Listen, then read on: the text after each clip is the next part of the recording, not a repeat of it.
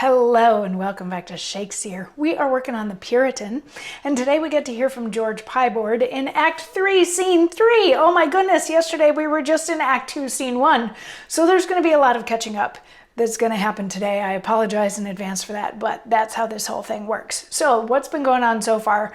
George Pye-board disguised himself as a fortune teller, and he got into Lady Plus's house, and he foresaw that somebody was going to be injured on her front door, somebody was going to die, that Godfrey was going to lose something, and then if those things happen, then Moll is going to be stricken mute, and Lady Plus and Frank are going to run naked through the streets like crazy people, and the way that they can avoid those things happening and also get Lady Plus's husband out of purgatory is if Lady Plus and Frank get married and Moll stays single. So none of the women are happy about any of these prophecies that have been told.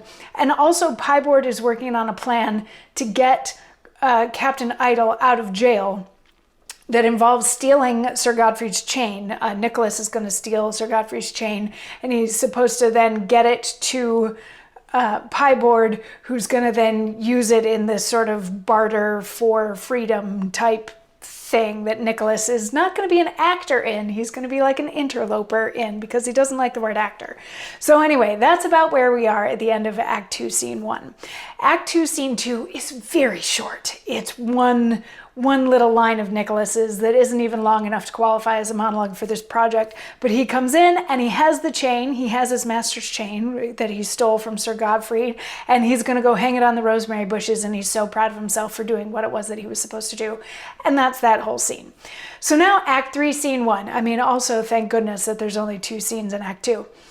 Act 3, Scene 1, we're in the street in front of Lady Plus's house, and Simon and Frailty enter, and they're talking about how other widows get on with business, and they entertain their new suitors, but Lady Plus isn't doing any of that. And then Skirmish comes in and asks them what time it is, and there's this weird sort of existential discussion about clocks until Corporal Oath comes in, and Skirmish is like, oh, here we go, and he asks Oath what time it is, and then the two of them get into this weird sort of argument about the 12-hour clock versus the 24-hour clock, to the point where they draw swords, because remember, the two of them are supposed to stage a fight outside of Lady Plus's house, and this is part of how Pye-board is going to get in and show that he can tell the future.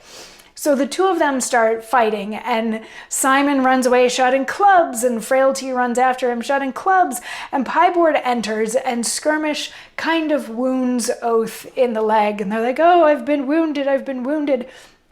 So some police officers enter, and Pye-board is like, don't worry about this, I can fix this. And he gives a cordial to Oath, and Oath drinks it. And then the police officers, grab Skirmish and Oath and arrest them for fighting in the street. And Pye-board is like, oh, I need to not be involved in this part. So he sort of shrinks back.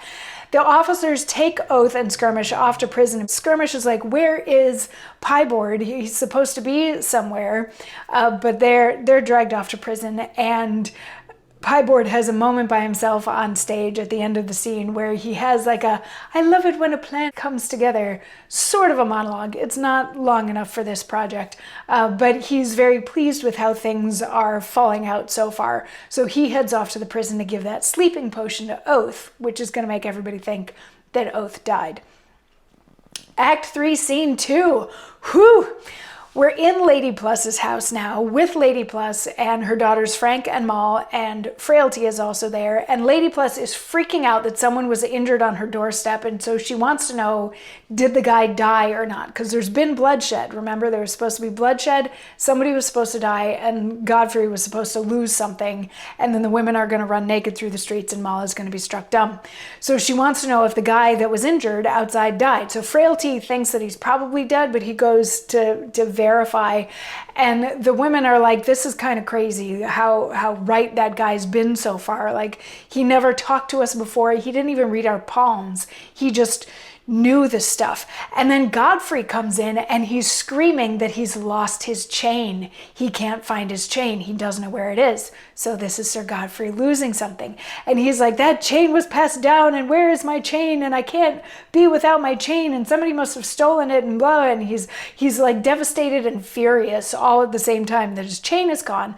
So when Frailty comes back in and tells them all that Corporal Oath is dead, which he isn't really, Godfrey doesn't really care about that. He just wants to know where his chain is. But Frailty's like, I don't know where your chain is. So then Nicholas enters and Godfrey's like, where's my chain? My chain's been stolen. And Nicholas is like, I don't know what happened to your chain, but if perchance somebody stole it, I know a guy who can find it. And this guy's really good at finding stuff, but sadly he's in prison right now. And Godfrey is like, I will get a pardon for that guy if he can get my chain back.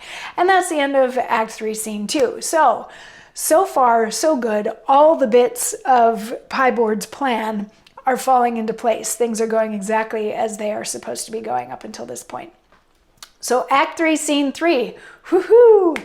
We're in the street with Puttock and Ravenshaw, who are both sergeants, and they also have Yeoman Dogson with them because he can arrest people, and they have been hired by Pye-board's landlady to arrest Pye-board because he hasn't been paying his rent. So they do a little bit of chatting about that, and then they see that Pye-board is in the apothecary shop, and he's about to come out, so they're like, okay, well, we'll go get him now. And Pye-board comes out, and he's sort of checking off his mental to-do list. He's like, okay, the chain, check, and Lady Plus believes me, check, and now I gotta go off to the prison, and blah, and Puttock comes out and grabs him and arrests him.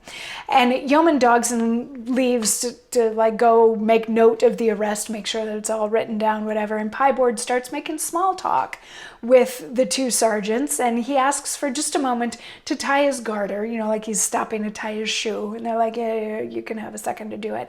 And while he's tying his garter, he says, and this is an aside, it's presumed that they don't hear him when he says today's monologue, which today's monologue is, I am now wretched and miserable. I shall ne'er recover of this disease. Iron gnaw their fists. They have struck a fever into my shoulder, which I shall ne'er shake out again, I feel in me, till with a true habeas corpus the sexton remove me. Oh, if I take prison once, I shall be pressed to death with actions, but not so happy as speedily. Perhaps I may be 40 year oppressing, till I be a thin old man, that looking through the grates, men may look through me. Oh, all my means is confounded. What shall I do? Has my wit served me so long, and now give me the slip, like a trained servant, when I have most need of 'em? No device. Keep my poor carcass from these buttocks. Yes, happiness. Have I a paper about me now? Yes, 2. Oh, I'll try it. It may hit. Extremity is touchstone unto wit. Aye. So the first chunk of this, he's sort of lamenting his current state. He's like, I don't know what to do. This part of things was not planned. I'm not supposed to get arrested right now. I need to keep going with my schemes. I can't afford to be arrested. And what's going to happen? And he's like, also that hurt. And what's going to happen to me if I get in prison? I'll never get out. They're just going to torture me forever and a day. He's like, why can't I think of a way to get out of this? And then at the very end, he has an idea, and he's like, oh, I have an idea. I just need a piece of paper. Do I have a piece of paper? And he does. He has a piece of paper. So he's like, okay, I'm all good. And he starts going, he sort of rejoins the sergeants, and he's like, well, it's too bad that you got me now, because things were just about to, turn around for me. So, but oh well, if you have to arrest me, you have to arrest me. And they're like, wait, well, what are you talking about? And he's like, well, I was just going to go collect £5 that this guy owes me for this mask that I drew on this piece of paper. But if you have to take me away, you have to take me away. And they're like, well, how far away is this guy that owes you this £5? Because, of course, they're hired to arrest him. They just want to get paid. And here's maybe an opportunity for them to get some more money. So they eventually tell Pye-board, they're like, if you pay us double our fee, we'll go with you to collect that money. And Pye-board is like, yes, that's a fantastic idea. With that money, I can pay off my landlady, and you guys can keep all the rest of it. I won't have any of it. All the rest of it will go to you guys for being so wonderful and treating me so nicely. And they're like, both Puttock and Ravenshaw think that this is a great idea. So they're like, yes, let's go and let's do that. And as they're exiting, they knock on the door frame which leads into Act 3, Scene 5, starting with a knock on the door. So we'll pick up there tomorrow. I'll see you then. Mwah.